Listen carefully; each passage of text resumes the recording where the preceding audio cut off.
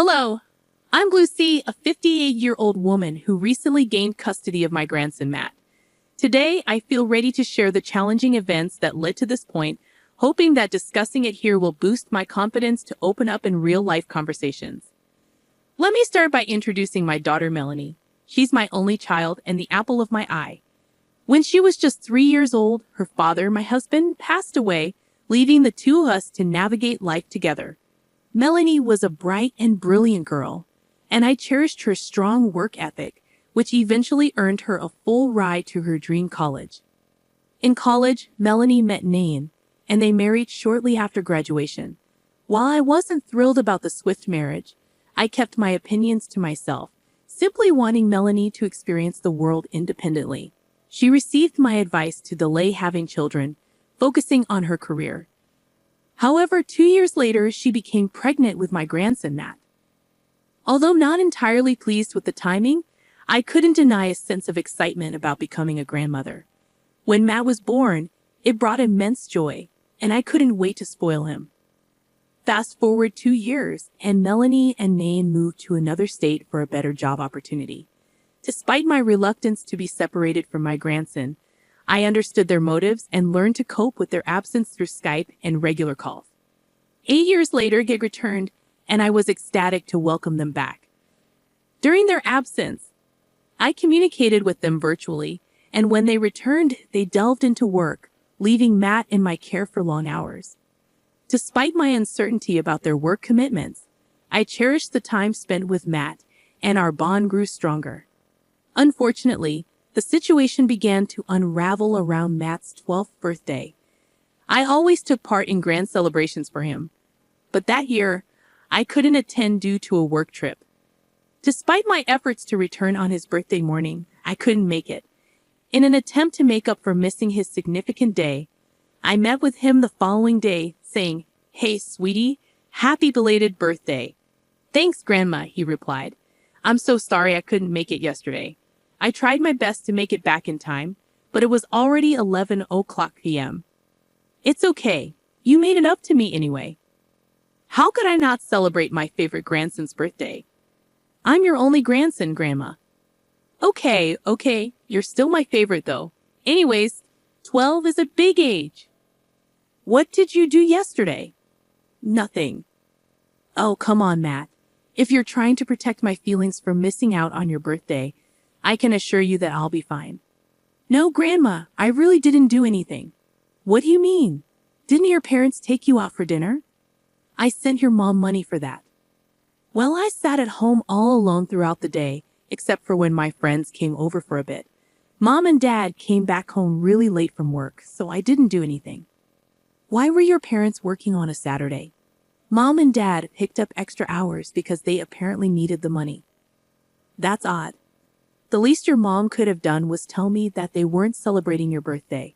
I would have had even more money to spend on you." "Grandma, that's really sweet, but I'm already used to this." "What do you mean?" "I mean that Mom and Dad are almost never home, and they always miss big events because they're too busy working." "That's so sad. How do you feel, though?" "I was sad yesterday, but I don't think I should have been." "Why?" "I mean, it's only natural to feel bad when your parents forget about celebrating your birthday. I mean, they've been doing it for so long.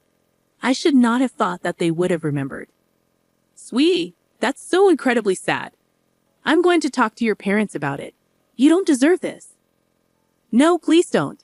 They'll only get mad at me, and they might not let me see you again." "But please, Grandma." "Fine, but you're staying with me tonight, and we're celebrating your birthday properly." I tried my best to push aside what Matt had revealed to me for the duration of his celebration with me. I took him out, let him buy whatever he wanted, and he seemed very happy. I was glad I could lift his mood. The next day after Matt left, I phoned Melanie to inquire why neither she nor Nain had celebrated Matt's birthday. Melanie simply explained they were busy, which infuriated me. Besides being my grandson, Matt was just a child, and no child should be forgotten in such a manner. I conveyed my concern to Melanie, but she dismissed me, telling me to mind my own business and not lecture her on parenting. Fearing she might cut off my access to Matt, I bit my tongue. About a month after Matt's 12th birthday, I received a distressing call from him while at work. "Grandma, Matt, sweetie, how's everything going?" "Grandma, I need help." "What? Why? What's going on?" "I feel really sick." "Oh, sweetie, where are your parents?" "I've been trying to tell them I haven't been feeling well for a long time now, and they haven't been listening. They keep telling me that I'm fine and that they're too busy to do anything about it." "On a scale of 1 to 10, how bad is the pain?" 10. "Whoa, where is this pain you're feeling?" "Near my tummy, Grandma." "Could you please get here fast?" "I don't think I'll be able to stay awake for too long." "I'm already on my way, sweetie. Just keep talking to me." "How long have you been feeling this way?" "I've been feeling this way for a week and a half now, and it's always been this bad." "Why wouldn't your parents take you to the doctor? That's not right of them." "I don't know. I tried to tell them. I even went to them and cried about it, but they just brushed me off." "I'm going to have a stern talk with them. In the meantime, I'm only 10 minutes away, sweetie. I'll be there super soon." "Are you lying down?" "I'm sitting at my desk." "Could you get on the bed and try to lie down? Maybe that will ease the pain a little." "Oh, okay. Well, I'll try." "Grandma, everything's getting so blurry." "Matt, stay with me, sweetie." In a panic, I rushed over to Matt's place.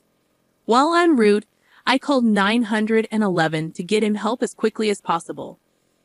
Fortunately, my workplace was only a 7-minute drive from Melanie's.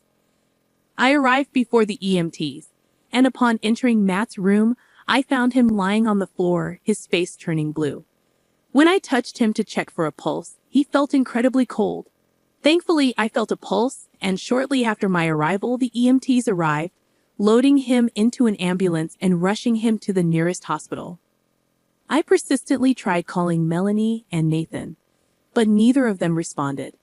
Left with no choice, I resorted to leaving voicemails and messages, urgently informing them of Matt's situation.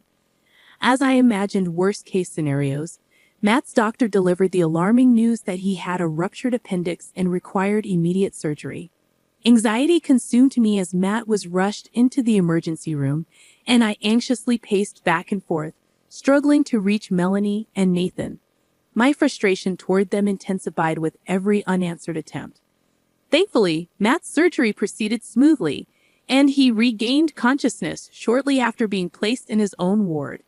About an hour later, Melanie and Nathan finally arrived. "Oh my God, Matt. What happened?"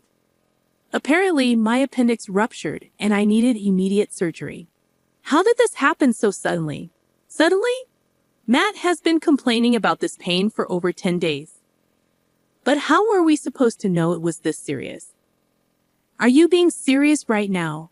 As Matt's parents, both of you should attend to every pain and illness he has, regardless of how tiny or insignificant it seems." "I don't appreciate you talking to my husband that way. I wouldn't have to talk to either of you like this if you just took care of your son." "Are you accusing us of being bad parents?" "Yes, I think I've made it pretty clear. This was your only mistake, a mistake that could have cost Matt his life if he hadn't called me. Not to mention, both of you prioritize your work over Matt all the time. We do not. Tell me that when I've been picking him up at least 3 times a week from school because both of you forgot. We're working hard to provide for him. Sure, we forget to do certain things every once in a while, but that doesn't make us bad parents. You think Matt is going to care about all the money you got him 5 years down the lane? No, all he's going to remember is how you neglected him and how your neglect almost got him killed. You are overstepping so many lines. That's it. You may be Matt's grandma, but you have no say in how he's brought up or what we, as parents, do. I want you out of his ward." "But Mom, I want Grandma here. She brought me here. So I think she deserves to be here. Matt, stay out of it. Once you're nice and healed, you are going to be in trouble." "Why will he be in trouble? He could have called us and told us about his pain. Instead of coming to us, he went to you. And now we're beyond humiliated and embarrassed. You can't take your feelings out on him. He's been suffering, and he reached out to the only person he knew would take his pain seriously."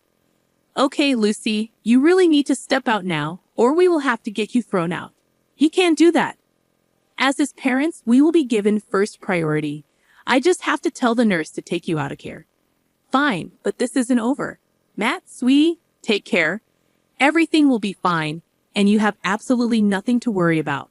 I'll see you soon. I was beyond enraged, but once again, I decided to hold my tongue because I knew that I couldn't just abandon Matt when he most definitely needed me the most.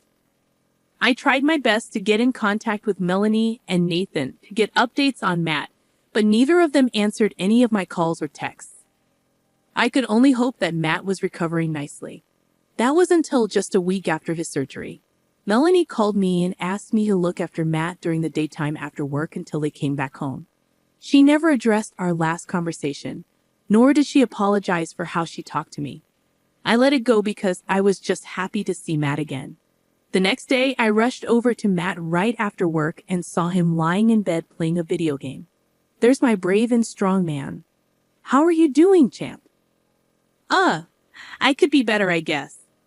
Have mom and dad been taking proper care of you? Well, they left me alone all day. So what? I thought at least one of them would have taken off to look after you. It was truly a miracle that even one of them stayed with me when I was in the hospital.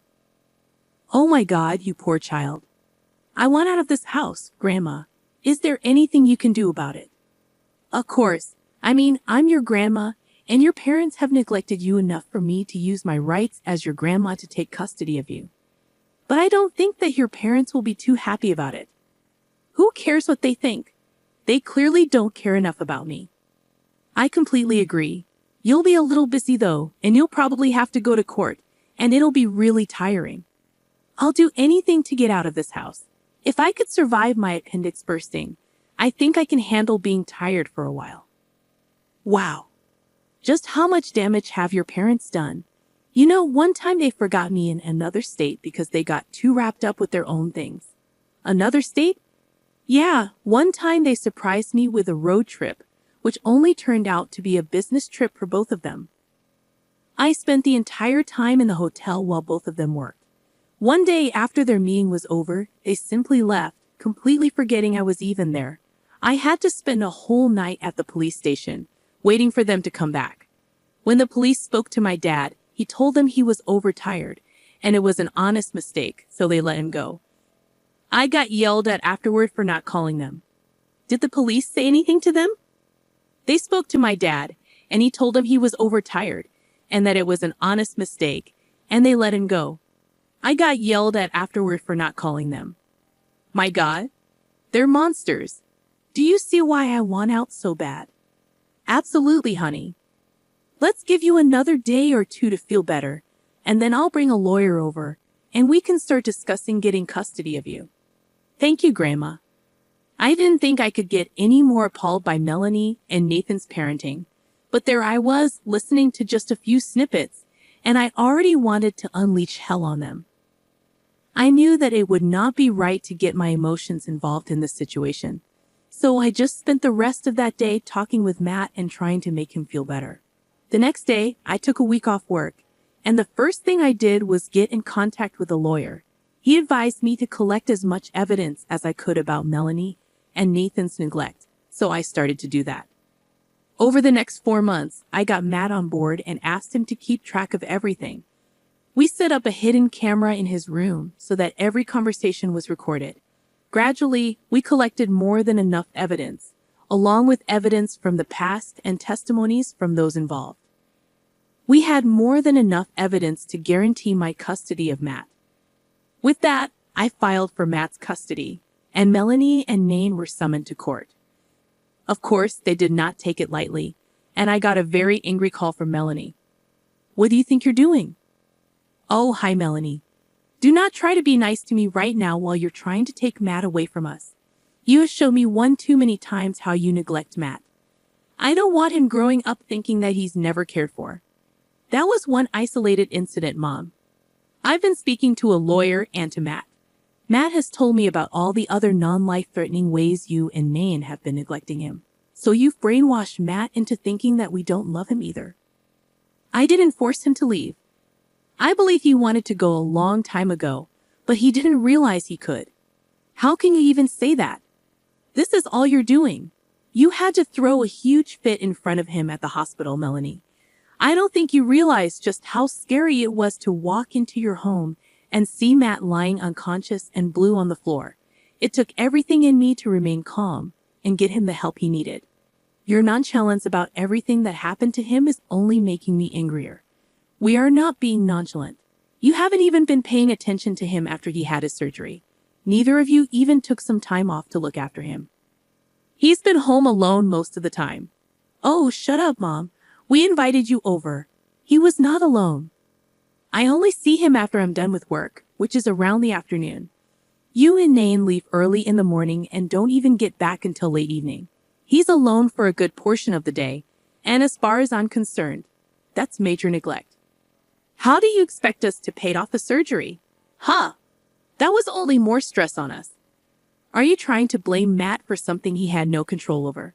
If the shoe fits, you know what will alleviate you of all this financial stress. If you let me take care of Matt, he's my son. Your son that you do not care for. You can either make this easy, or I will drag everything you've ever done to Matt into the public. Are you threatening me? If the shoe fits, now I have to go meet with my lawyer. You have 3 days to give me an answer. Bye. I actually did plan to provide evidence of all Melanie and Nathan's neglect to our family. Nathan's family, along with their workplaces, because I saw no reason for people like them to have children. It was only a miracle that they lived close to me, so I had some form of knowledge of what was happening on the inside. Matt was upset that his parents just did not see why they were wrong, but I stood by his side and assured him that the way his parents fought was not influenced by him or any of his actions. 3 days later, Melanie and Nathan willingly gave up their custody of Matt to me. Let me tell you, I have never in my life seen someone as happy as Matt was when he found out that his parents were signing over their custody of him. Matt cried for a good 5 minutes in pure happiness. Seeing him that happy only made my heart break even more for him at the thought of what the poor child must have gone through for years before someone even listened to him. Of course, Melanie and Nain were not very nice about handing over their custody of Matt to me after the deed was done. At first, they were low-key about it, but then the family began to get suspicious of Matt never being with them. They eventually came clean about their loss of custody of Matt, but not before blaming me for ruining their family. I received numerous calls from people condemning me as a horrible person for separating a child from their parents. Despite the criticism, I chose to ignore it because Matt was my top priority. Creating a safe environment for him took precedence over dealing with those who merely sought gossip. I weathered the harsh judgments from my family, ensuring that Matt remained oblivious to the negativity. However, things took a darker turn when Melanie and Nathan started spreading the false narrative that Matt had convinced me to strip them of custody. Matt now had his own phone and number, and he began receiving texts from concerned family members questioning why he was allegedly breaking his parents' hearts. This was when my anger reached a boiling point. While I could tolerate the accusations against me, dragging their son's name through the mud was unacceptable. I decided to take action by creating a group chat for the family members who had been harassing us. In the chat, I shared a folder filled with evidence of Melanie and Nathan's neglect of Matt. After sharing the evidence, I exited the group chat and blocked everyone involved on both Matt's and my phones. Subsequently, I heard from some family members that the shared evidence had triggered a significant backlash against Melanie and Nathan. They were ostracized by the entire family, and even their employers were informed of their actions, leading to job-related consequences. While I could empathize with their situation, I couldn't overlook their cruelty and inhumanity. I chose to distance myself from any information regarding them, not just for Matt's sake, but also for my own mental well-being. Each mention of them increased my anger and blood pressure. On a brighter note, Matt has never been happier. He has returned to excelling at school, and the joy in his life is evident as he frequently invites friends over. Humorously, I just about missing the quieter house before Matt moved in, but in truth, the child deserves all the laughter and smiles after everything he has been through. I am committed to protecting and providing for him, and I am confident that he has a much better handle on his life and himself, alleviating many of my worries. Thank you for taking the time to read our story.